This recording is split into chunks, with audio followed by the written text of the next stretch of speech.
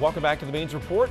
We are talking about dating violence, focusing this episode on younger people. Ruthie Garcia is with Safe Homes. They help domestic violence victims 24/7, and we're so appreciative of that. Ruthie, let's talk more about the warning signs. And we should emphasize to our viewers here that when we talk about dating violence or violence involving young couples, moms and dads, we're not necessarily talking about physical abuse.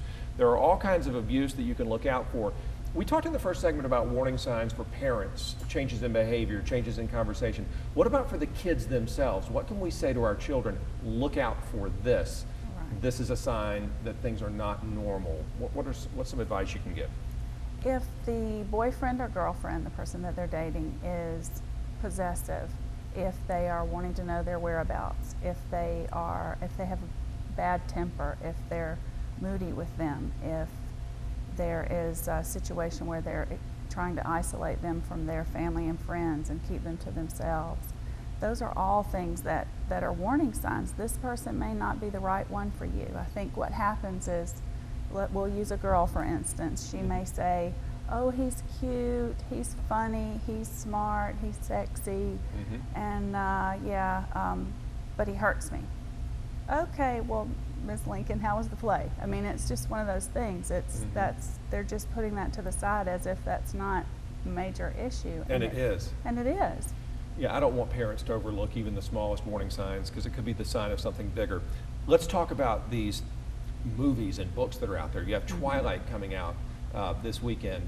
Just your thoughts on that and the influence that kind of relationship that's portrayed really between two boys and a girl has on young people. What are they picking up from that, do you think?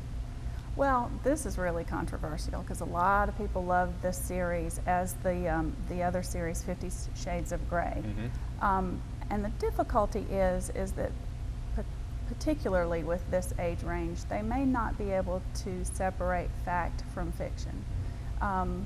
These movies, or actually this literary phenomenon really, it started out as books of course, kind of glamorize or romanticize obsessive behavior, violence, stalking, all of those things, and these are, in their minds, meaning the young adults, their peers. And so when we have this situation where it's glamorized and romanticized, they are particularly, and I'm using particularly a lot, they are certainly fall prey to the influences of their peers, the media, pop culture, trends, and fads, and this is what the fad is right now. Well, you're right, and it's real cute and everything when, and I can't even think of their names. Who's the really pale vampire?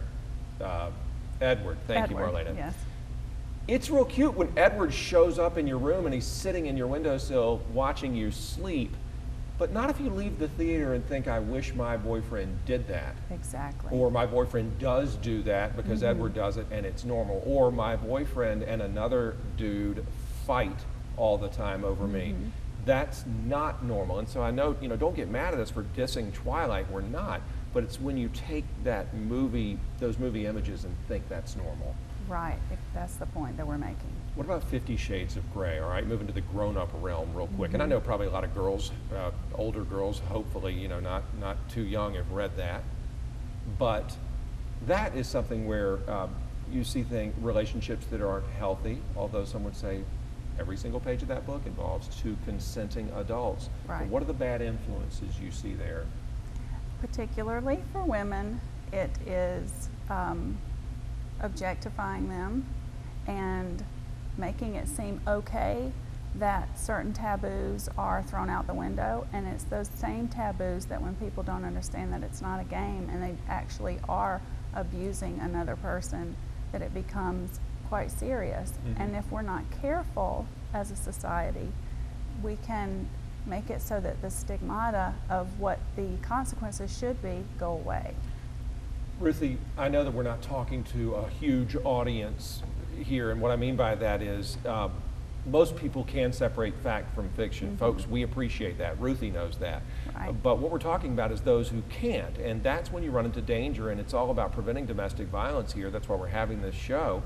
And so once you do notice things, obsessive behavior, isolation, digital abuse, what as a parent can we do? Or if a young person is watching, what can they do? Is there somewhere to turn? Can they call Safe Homes and get some sort of guidance? Absolutely. That is the first thing I would say, is to call Safe Homes if they don't know what they can do. We can tell them the same things that I'm telling you right now, which are go ahead and seek support from friends, or particularly adults, whether it be a guidance counselor, a teacher. If they don't feel comfortable going to their parents, there should be someone that they can go to. And if not, they can call us and we can give them some assistance and some guidance.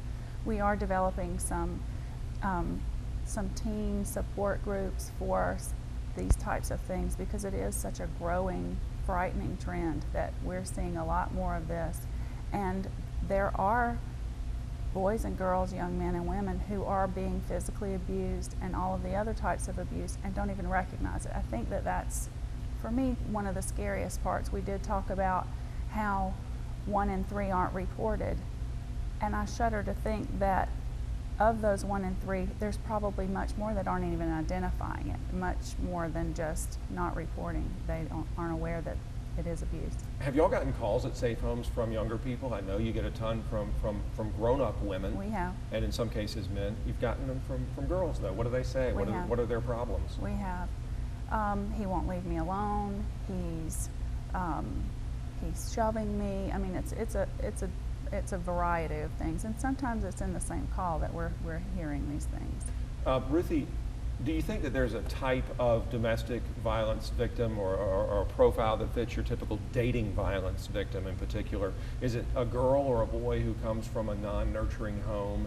Is it? No, really. No. You could have helicopter parents, mom, which we all are, and those kids could go out and feel so insecure or so uncertain that they could fall victim as well. Yes, absolutely. And sometimes it's not the insecure ones. So you saw in the news, many months ago, student athlete at a college. She was very confident, murdered by her boyfriend. Mm-hmm. And it's not necessarily the shrinking violet in the corner that's going to be the victim of abuse. And it's not just girls either. It is boys. I mean, that is the tendency that we see, is that it happens on both sides. Now, of course, it is more common in girls, but we have to pay attention as parents and as adults in general. For other people's children, we may notice, and we shouldn't be afraid to tell our friend, hey, I think something's going on with your child. This is what I've noticed. That is such a good point, because we do try to build our children up, and you may think you have this poised, confident, secure young person that you're sending out into the world. But it's what happens once they leave the door that we don't know about, and we need to try to pick up on. Mm-hmm. How do people get in touch with you? I guess for the kids watching, the web is the easiest way, and right. Of course they can always call Safe Homes directly, correct? They can, and actually on our website, as well as our Facebook page, we have a link to which they can message us.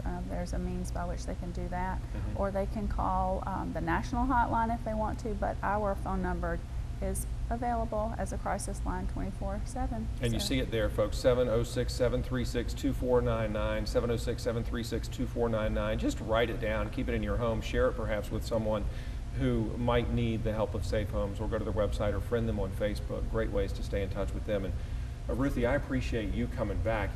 We always do shine the spotlight when it comes to domestic violence on grown-ups, and it's fascinating and troubling to learn all that's going on with younger folks. It is. And the holidays are not a great time when it comes to cases of domestic violence. True? True enough.